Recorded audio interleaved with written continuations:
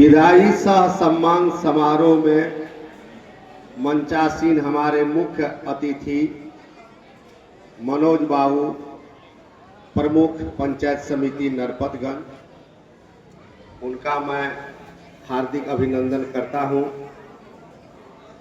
मंच पर उपस्थित कन्हेली के गण्यमान्य लव प्रतिष्ठित व्यक्ति कृष्णदेव बाबू, कन्हेली के मनीष बाबू, राष्ट्रीय जनता दल के कर्मठ और सुयोग नेता, हमारे अभिभावक कृष्णदेव भाई जी, पूर्व मुखिया दरगाहीगंज पंचायत, हमारे प्राथमिक शिक्षक संघ के अध्यक्ष माननीय एहसान भाई जी, सचिव रामचंद्र बाबू और मदन बाबू, साथ ही साथ और गण्यमान्य व्यक्ति जो मंच पर उपस्थित हैं, और नीचे जो हमारे श्रद्धेय सम्मानित खाबदा कन्हेली के अभिभावक, नवयुवक, इस विद्यालय के सभी छात्र छात्राओं, सभी का मैं हार्दिक अभिनंदन करता हूं।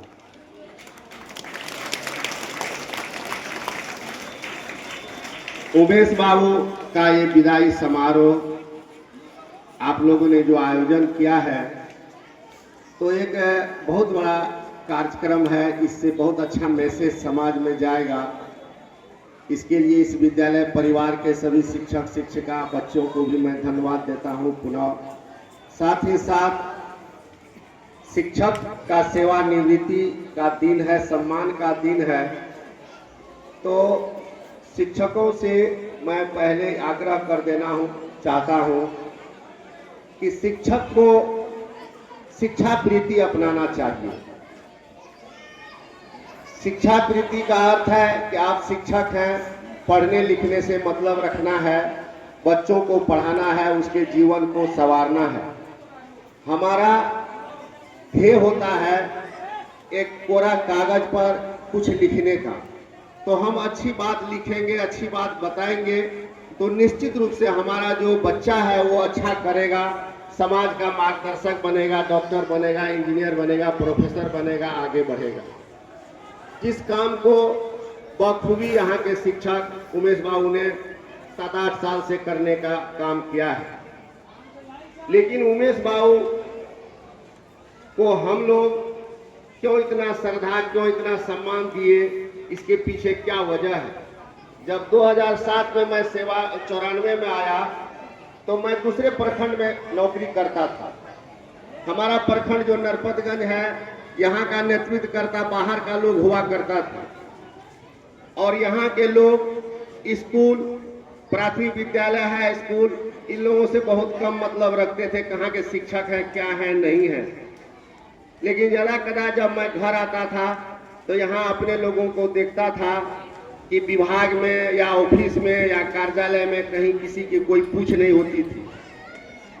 हमको याद है कि मदन बाबू और उमेश बाबू, आज श्रद्धेय हमारे मामा श्री नित्यानंद बाबू नहीं है, उनके सहयोग से और कुछ गण्यमान्य व्यक्तियों के सहयोग से इन लोगों ने उस कड़ी को तोड़ने का काम किया, यहाँ अपना संगठन बनाया और पूरे प्राथमिक शिक्षक संघ का चुनाव करा करके मदन बाबू को पहला सचिव बनाने का काम किया था।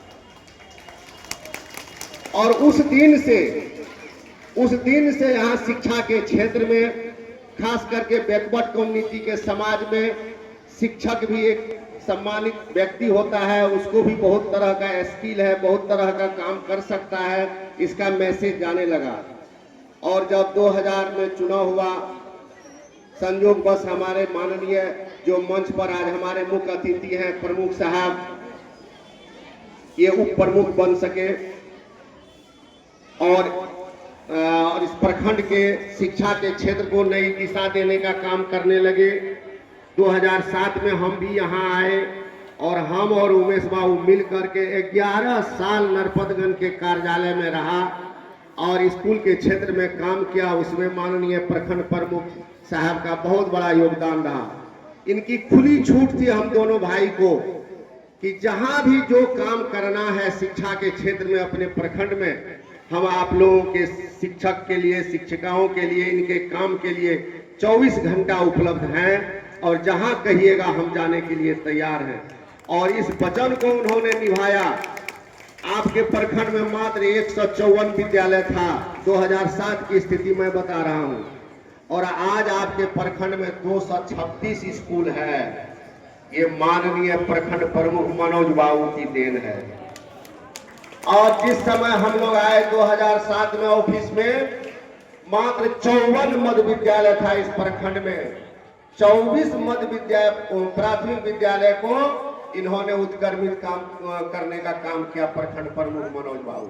78 मध्य विद्यालय बनाया और उसी साल इन्होंने 58 प्राथमिक विद्यालय का नए जगह में सृजन करवाया। और उस समय जिला में काफी विरोध होने लगा कि एक नरपतगंज प्रखंड में 58 नवसृजित विद्यालय कैसे बनेगा। प्रमुख साहब को हम लोगों ने बताया, कागज दिया। ये जिला परिषद अध्यक्ष थे, जो अभी वर्तमान में अध्यक्ष वही हैं, पप्पू अजीम जी। उनसे मिल करके नरपतगंज में 58 प्राथमिक विद्यालय का सृजन कराया, जो आपके यहाँ भी 3-4 है। मुरारी यादव है, और 5 नंबर वार्ड नंबर 7 नंबर वाला एक है, फकीर बाबू के नाम से स्कूल है। ये सब मनोज बाबू की देन है। प्रत्येक पंचायत में 2-3 नवसृजित स्कूल बनाने का काम किया। उसमें हमारा और उमेश बाबू का एक प्रस्ताव होता था, योजना होता था, विभाग की जो बात होती थी जानकारी देते थे और ये तैयार होते थे। तो आज जो नरपतगंज का शिक्षा का जो दिशा और दशा बदला है, सुधरा है, तो इन व्यक्ति का बहुत बड़ा इनका योगदान रहा है कि हम लोगों को इन्होंने सहयोग किया। इसलिए मैं चाहूंगा कि मंच से और नीचे से एक बार पुनः मनोज बाबू को धन्यवाद दें कि शिक्षा के क्षेत्र में आप काम कीजिए। आज की समय की बात मैं आपके सामने रखता हूं, क्योंकि समय कम है। आज के स्थिति में हम लोगों का न कोई रहनुमा आगे है और न कोई सियासत है। इस स्थिति में, इस विषम परिस्थिति में हम लोगों को सिर्फ और सिर्फ पढ़ने का काम करना है, बच्चों को पढ़ाने का काम करना है, उसको सींचने का काम करना है। यही एक रास्ता है जो हमारे समाज को, हमारे परिवार को आगे बढ़ा सकता है। और आगे बढ़कर तब हम अपनी हक और हकूक की लड़ाई लड़कर अपना अधिकार छीन सकते हैं। आज के डेट में हम सियासत से भी बाहर हैं, ये समझने की जरूरत है। और इसकी पूर्ति होगी जब तक हम बच्चे को नहीं पढ़ाएंगे, जब तक हम आगे नहीं बढ़ेंगे, शिक्षा के क्षेत्र में आगे नहीं बढ़ेंगे, तब तक हमारा सियासत वापस आने वाला नहीं है। इस बात को बहुत गंभीरता से समझने की चीज है। और ये खारदा कन्हेली की धरती श्रद्धेय कार्तिक बाबू की धरती है। इस धरती को भी मैं इस मंच से नमन करता हूं। ये कन्हेली शिक्षा के क्षेत्र में भी आगे रहा है, कला के क्षेत्र में आगे रहा है, सामाजिक क्षेत्र में आगे रहा है। मैं एक आग्रह करूंगा यहाँ के अभिभावकों से, शिक्षक को सम्मान देने में भी आप आगे रहिए, उसके प्रति अच्छी भाषा बोलिए, ताकि आपके बाल बच्चे, समाज के जो नवयुवक हैं, उनके हृदय में शिक्षक के प्रति सम्मान का भाव जगे और तब वो शिक्षक का महत्व समझ पाएगा। और जब शिक्षक का सम्मान का भाव शिक्षक देखेंगे किसी बच्चों में, तो निश्चित रूप से दिल से वो पढ़ाएंगे। क्योंकि शिक्षक जो ज्ञान देगा वो घूस से ज्ञान नहीं हो सकता है, रुपया पैसा से ज्ञान नहीं दे सकता है। भर दिन हम क मिटा के क ही लिखते रह जाएंगे, बच्चा ख नहीं सीख पाएगा। लेकिन अगर बच्चा से हम श्रद्धावान हैं, बच्चा के आदर व्यवहार से, उनके अभिभावक से, उस समाज से हम ओतप्रोत हैं, तो बच्चा एक दिन में क ख से य सीखेगा। ये ज्ञान शिक्षक के पास होता है। तो शिक्षक को सम्मान देना होगा और शिक्षक के प्रति आदर भाव रखना होगा। हम आपके बगल में काम करते हैं, कभी कभार यहाँ शिक्षक के प्रति कुछ घटनाएं हुई, बड़ा दुखी हुआ, फिर भी ये खुशी होती थी कि वह धरती शिक्षा का क्षेत्र है, उनको सम्मान मिलेगा। तो आज ये सम्मान जो देख करके मैं बड़ा गदगद हूँ कि नहीं, इसीलिए मैं इस धरती को नमन किया हूँ कि आपके यहाँ शिक्षा का कद्र है, शिक्षा का इज्जत है।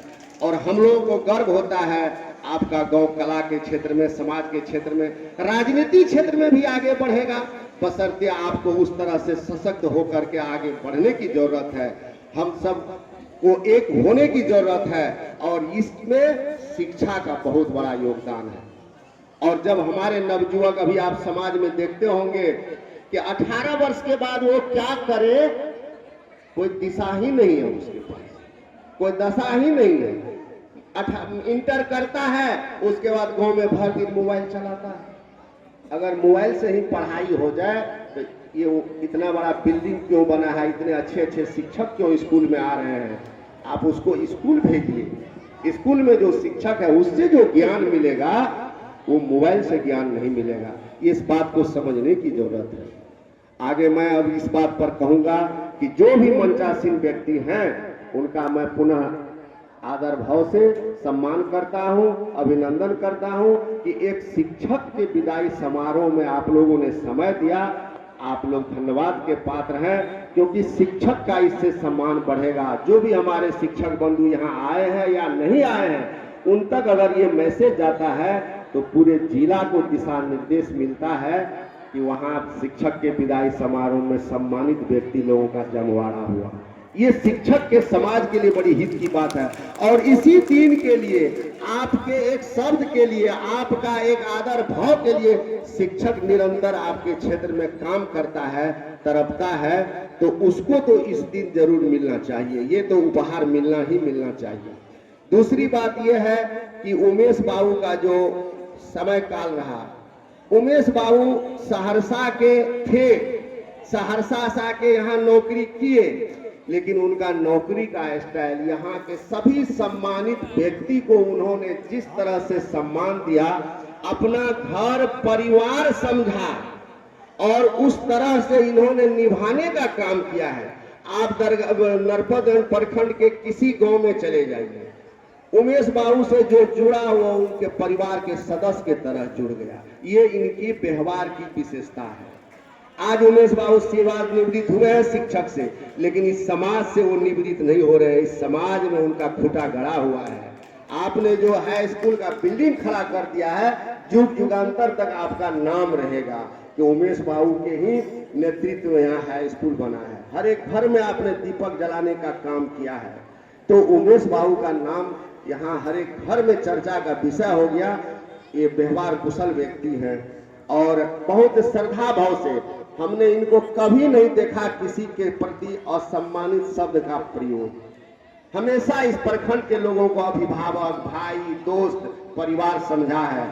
तो मैं उमेश बाबू से ये कहूंगा कि आप शिक्षा के क्षेत्र से निश्चित रूप से सेवानिवृत्त हो गए हैं। आप स्वस्थ रहें, जहां भी रहें खुश रहें, लेकिन सामाजिकता जो आपने निभाया है ये निभाते रहिए। आपका जीवन सुखद आनंद से बीतता चला जाएगा, क्योंकि जितना व्यक्ति नरपतगंज में आपको जानता है उतना सहरसा में नहीं जान पाएगा। वहां सिर्फ आपके संबंधी लोग जानेंगे। ये आपका कर्म क्षेत्र है, तो इस क्षेत्र से आप जुड़े रहेंगे, आपको बहुत सुकून मिलेगा।